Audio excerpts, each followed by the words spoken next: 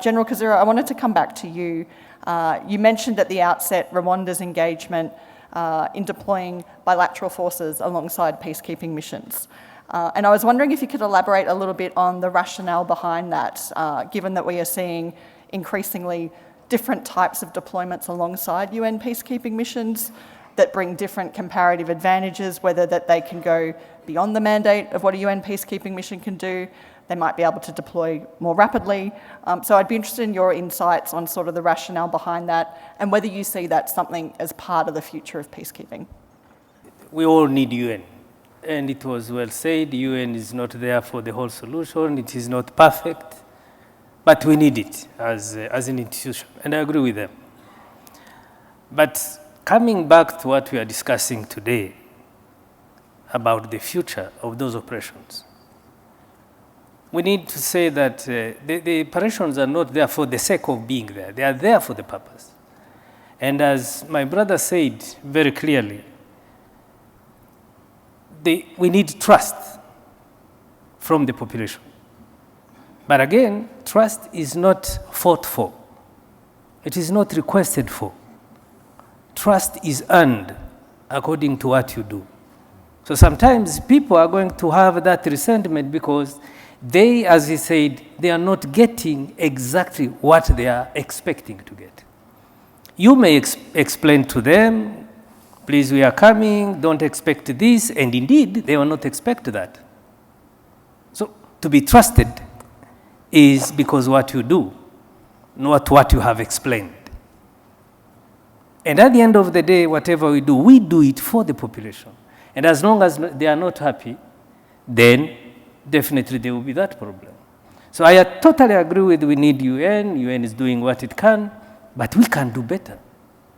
Because as Apuli said, Professor Apuli said that the peacekeeping operations, that is semantics, it's not, normally it should be peace support operations. But who do you support? Again, there is an ultimate goal you want to achieve. And once you don't achieve that goal, definitely there will be somebody who is not happy. And once he's not happy, he would ask you, why are you not doing what he's supposed to get? And I would also make a small comment on the host country. I do believe, from my experience, that you deploy, whether it is peace support missions or peacekeeping operations, in a country, in a host country, which is already weak somehow. Because nobody would wish to have those forces deployed in your country if you are self-sufficient. Nobody here would wish to have those missions in your own country. Sometimes you accept them because you need them. And once you need them, they need to see in you what they expect from you. So I think we do not say that the UN is not, we do all agree that we need UN, but once you go to those operations, definitely we need to earn that trust by doing somehow in your own way what they are expecting from you. So coming to your question then, the bilateral arrangement is another solution. As he said, it is a solution which can be combined with other solutions, including the peacekeeping ones. Because you deploy them as quick as you can, your hands are not tied, you can act as quick as you can, depending on the means you have, depending on the threat which is on the ground. So I believe that the bilateral engagement, it's not the bilateral arrangement and the peacekeeping operations. They are not mutual exclusive. They can work together as long as what we want to achieve is the same. So we can achieve, the bilateral arrangement can achieve, for instance, what we want to achieve, including peace, and then that peace can be kept because it is already there. I totally want to agree with my brothers about the principles of UN. missions, including impartiality, including the use of force, non-use of force, and also the consent. But sometimes the host nation would have the consent, and maybe it can accept, I don't know if I can call it consent, but due to the situation it is in, it has accepted it is consent. But once you arrive there, the consent is no longer the consent. I think it is the case. Yeah, we suffer from that. Absolutely. Secondly, there is the impartiality. Sometimes on the ground, it is very, very difficult to be impartial. Again, the principle is there. It is a very good principle, but the implementation of that principle is not an easy one. And the last one, I think that I very much share with my brothers here, the non-violence. It is fantastic. Don't see these people with uniform and think that they are violent. No, they are non-violent in uniform. But once you are there, there are what we are taught. Once the enemy is coming, you shoot once in the air, and you say, "Who are you?" Then he will continue to come. You shoot again. "Please identify yourself." And he continues to come. Then you shoot again. And he's very kind. He will continue to come, and But it does not happen like that on the ground. See, if you are even so stupid to shoot in the air, you are dead. Because he knows where you are. But in principle, it is so nice. And I'm trying to be practical and say what the real situation on the ground, because so many principles are there. Very nice. Here in Kigali in 2018, we signed the protection of civilian principles. 2018. Now it is 2023. We need to evaluate and see how much we are working. So we have so many principles, so many articles. But because we are talking about people who are going to die. So you are going to earn that trust because you are protecting those people, not because you have principles. So imagine, my brother Janobirame knows, you deploy. I really totally agree with you that UN, this is what I said at the beginning of my comments. I said the future of whether peace support missions or peacekeeping missions, I said it is in our hands. I meant it is all of us. But again, it is all of us, but those who are deploying, those are our own people. So imagine they are deploying somewhere, because terrorists and others are not going to write a letter to tell you that I'm coming tomorrow, please get ready. You will never know when they come and how they are and what they want. So it's up to you to be ready. So mine is to tell my brothers all over who are here and those who are not here, to start thinking about when you deploy somebody, deploy him what is required for him to survive. Because he will never protect people when he is not protected. So the idea, as you heard about all of us here on this panel saying that the UN is not perfect, that we don't have everything, that it is the responsibility of you guys who are here, then if it is your responsibility when you are going to deploy, be aware of that. Don't expect too much from UN, as we said it here, as far as especially the political considerations are concerned.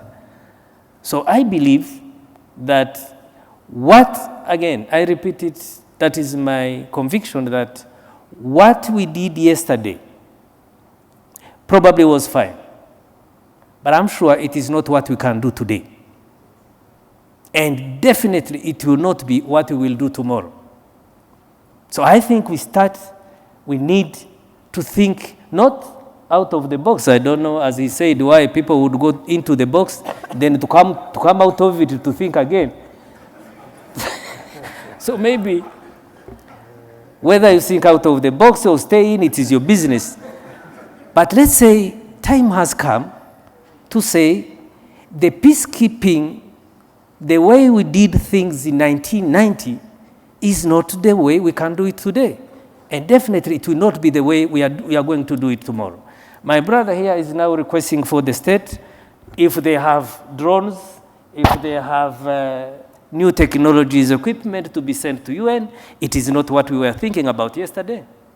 So by deploying your own troops, please be aware that the UN is not perfect, that we are not perfect, and do it according to how you may make sure that you protect the people where you are going, and how you're going to make sure that you protect your own people. I will make the last comment saying that, please, I'm sure all of us here, no one would wish to have these troops to be deployed in your country, because they are going to be deployed in your country because you need them, because you are already weak. So I would even say that why can't we do all we can to make sure, first of all, those forces are not deployed in our own countries. Let it be when you cannot do otherwise. So by the time we leave this place, say, they are not deployed in my country. Thank you very much. Thank you, General Kazura. Given the time, I hope the other panellists don't mind, I'm going to open up the floor to some questions from those in the audience, and we'll gather up a few questions and then come back to the panel. So I see we have a number of raised hands, so we might start just over here.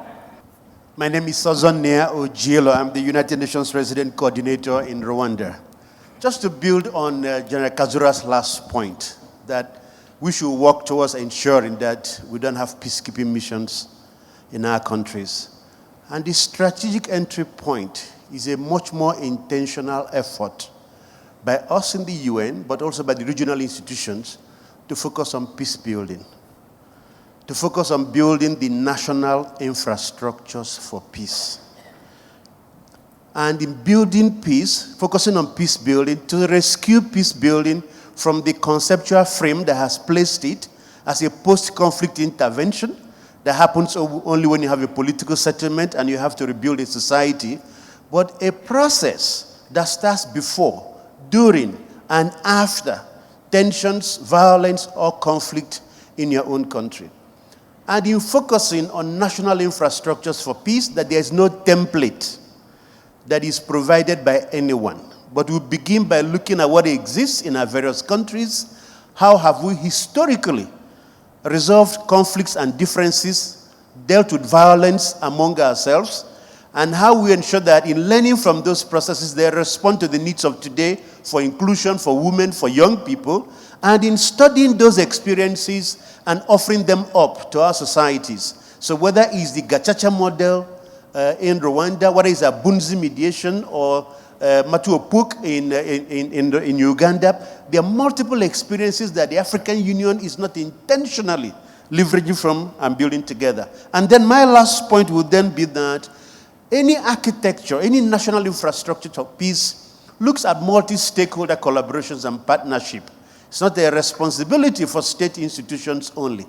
It is a responsibility for a whole of society approach, for women, for youth, for different segments, and that the logic of early warning is not a securitized approach, but looks at even health, pandemics, economic issues, social issues for which expertise may exist outside the security institutions or other state institutions. And so building all of that and the response, not just the analysis, often the evidence is there, but in catalyzing the response. And that each time there is a threat, the security approach is often the last response. It's the elders, it's the community groups, it's about confidence building, it's about trust that you deploy can help to address them, but when violence is threatened, then we deploy the peace. So perhaps that can then help us to frame the peacekeeping agenda for the 21st century. Thank you so much, moderator and great panelists. My name is Rosette. I'm a student, PhD in peace and security. My question will be for General Diop. we see how peacekeepers are trained in protection of civilians, but we see how women face different kind of gender-based violence, sexual harassment and exploitation and abuse, but also the child soldiers, on the other hand, for terrorists. My question, what can be done really to reduce the crime of women who are facing gender-based violence when we have peacekeepers and children soldiers on the other hand? Thank you. Thank you so much. Once again, I'm Isaac Albert. I'm a professor of security studies. I want to call our attention to why we are here. We were all invited by Rwanda Defense Force Command and Staff College. And I think we should not forget to call attention to what the college should have as a takeaway. And therefore, I think we should reframe this discourse as the future of military operations and future of military education. And because things are changing very, very fast, and if our focus will be on the protection of our countries, because nobody from outside will protect us, that means what we teach at our defense academies must also reflect what we need to know about how to protect ourselves. Now, we have trust issues, we have capacity issues, and we have said that member states are disappointed as a result of that. We had ad hoc operations, multinational joint task force, the Sahel G5, Operation Barkhane. We have Accra Initiative. So different groups are creating their own frameworks outside the UN. Now the question is, to what extent are military institutions actually adjusting, to these changes? Now, let me throw more pebbles in the pool by saying that the UN itself is disappointed. Because if you study all the recent UN resolutions, they are not on peacekeeping. They are more of peace building and preventive diplomacy. And the message that indirectly is that different member states should go and protect themselves. So go and study all the recent UN resolutions. But the third part is that the people are no longer trusting the UN and they no longer trust their governments. I've just shown my colleague here a receipt issued by Boko Haram. Boko Haram now collect taxes and people pay. People who don't pay taxes to the state, they pay to Boko Haram. And one of my research assistants sent me a number of receipts issued by Boko Haram. Boko Haram is issuing receipts. Boko Haram has its own justice system. So in other words, the society is abandoning the state. What do we do about it?